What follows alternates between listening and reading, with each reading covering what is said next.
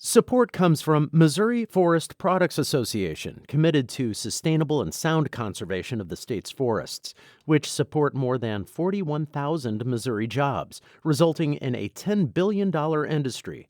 ChooseWood.com. It's Friday, October 7th. This is The Gateway. I'm Wayne Pratt. One elementary school music teacher is trying out a new instrument in her class, and so far, the students are loving it. It's fun. It makes a very, very pretty noise whenever you strum it. And there's a lot of songs that you can play with it. In just a few minutes, St. Louis Public Radio's Kate Grumke will take us to a Henry Elementary music class in the Parkway School District. Illinois Democratic incumbent Governor J.B. Pritzker and Republican challenger Darren Bailey are not holding back. They repeatedly called each other a liar and interrupted the other during last night's first televised debate of the campaign. The candidates had 30 to 60 seconds to answer complex policy questions on issues including crime, the economy, and the state budget. Bailey frequently shrugged off his more conservative stances on big issues like banning abortion by saying the Democratic-led state legislature would have to send him that bill. Illinois has the most permissive abortion laws in the nation. Nothing's going to change when I'm governor. Bailey also punted to the legislature when asked if he supports a ban on assault-style guns or whether teachers should be armed. Another debate last night put Illinois' 13th congressional district in the spotlight. As Reginald Hartwick reports, the two candidates clashed over abortion rights. Republican Regan Deering says she supported the Supreme Court's overturning of Roe v. Wade because abortion should be a state issue.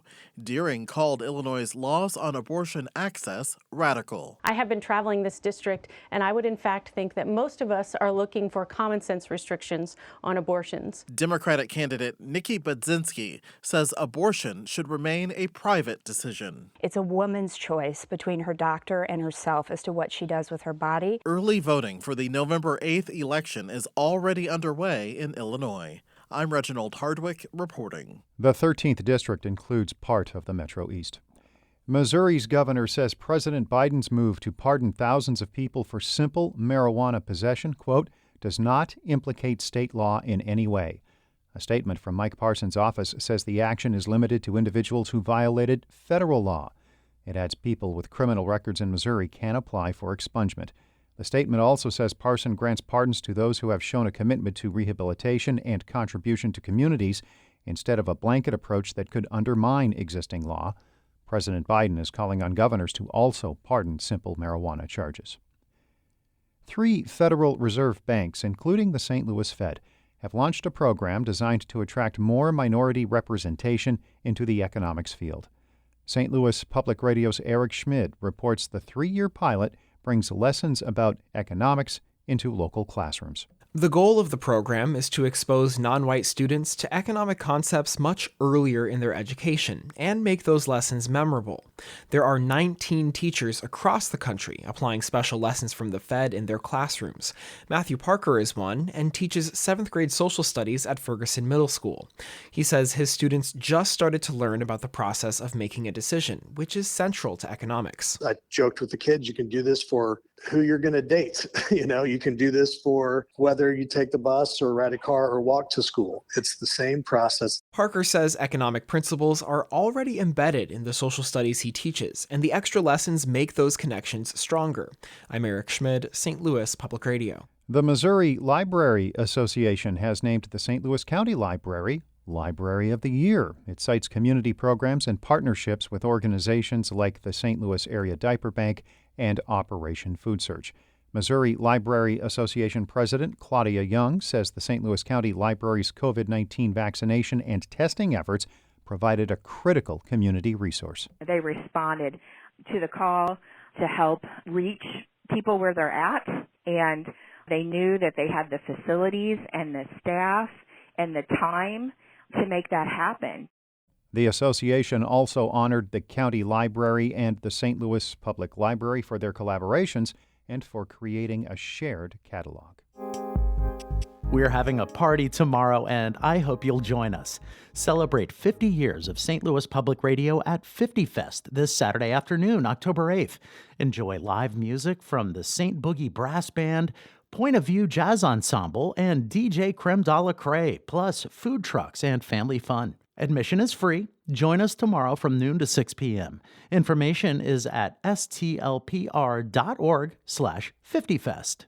When elementary students have a new favorite thing, it can quickly take over the hearts and minds of an entire school. St. Louis Public Radio's Kate Grumke reports on the latest trend that's captivated students in the Parkway School District. Memories of elementary school music class probably include xylophones, some singing, plus recorder. I know a lot of people cringe when I say recorder, but I actually love teaching recorder. This year, Henry Elementary music teacher Peggy Plesia decided to try something different. Her students have a new wall of ukuleles. It kind of sits behind the kids. I've learned that if you put anything by the door where they line up, they fidget with almost everything in the classroom. Every morning, a group of student volunteers come in to tune them, taking care to make sure their classmates will be on key. Then Plesia's students run into class, excited to get started. And play that finger ballet. Make sure you're up tall. And listen.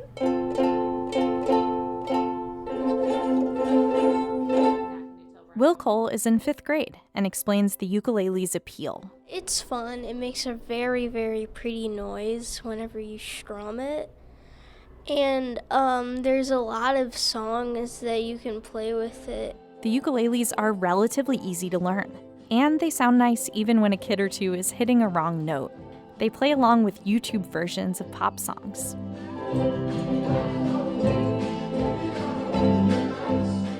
There's one song that the kids love more than any other.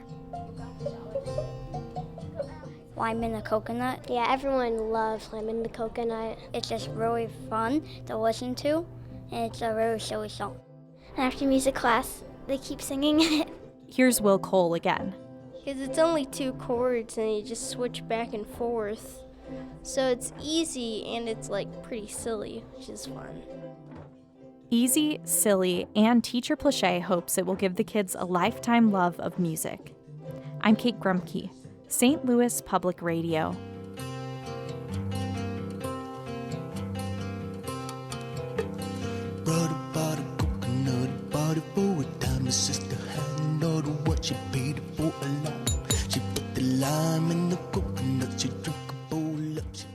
More than 100 K-12 music educators from Missouri, Illinois, and other states will perform tonight with the St. Louis Symphony Orchestra.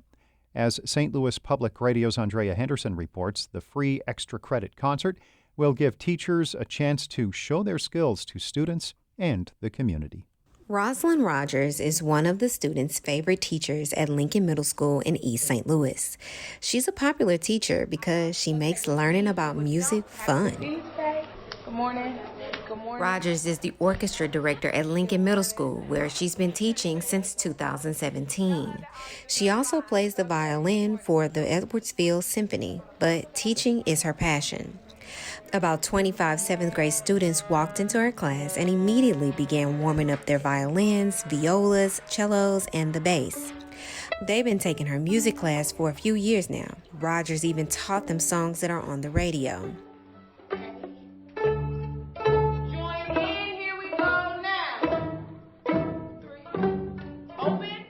She then joins in and plays her violin to the tune of Old Town Road by Lil Nas X.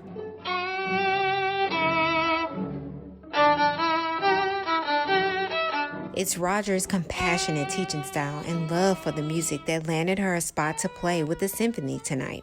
Maureen Byrne is the symphony's Associate Vice President of Education and Community Partnerships. It's an opportunity to show that they can do what they teach, but it also gives them a tool to demonstrate discipline and preparation to their students. Rogers says she wants to show her students that if they stick with their passion, they can make a living out of it. I want them to walk away in gratitude at some point, that the person that they get to see every day, they have been given opportunities like this because of the work you see them doing every day.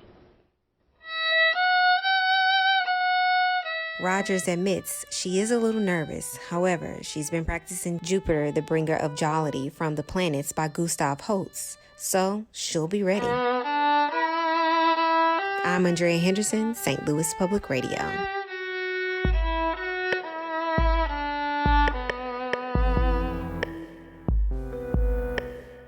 Our David Casares edited that report. Amy Mayer was the editor on that piece from Kate Grumke. Before wrapping up, the Cardinals open the playoffs today at home, and the series against Philadelphia will pump millions of dollars into the city's economy. An analysis by Greater St. Louis Inc. estimates the series will have an economic impact of roughly $7.5 million per game. That could total nearly $23 million if the series goes the maximum 3 games this weekend at Busch Stadium. The Gateway is a production of St. Louis Public Radio, a listener-supported service of the University of Missouri-St. Louis. Music by Ryan McNeely of Adult Fur. I'm Wayne Pratt. Have a great weekend. Support comes from the Missouri Forest Products Association, providing more than 41,000 jobs in the production of wood pallets, railroad ties, white oak barrels, hardwood floors, and more. Details at choosewood.com.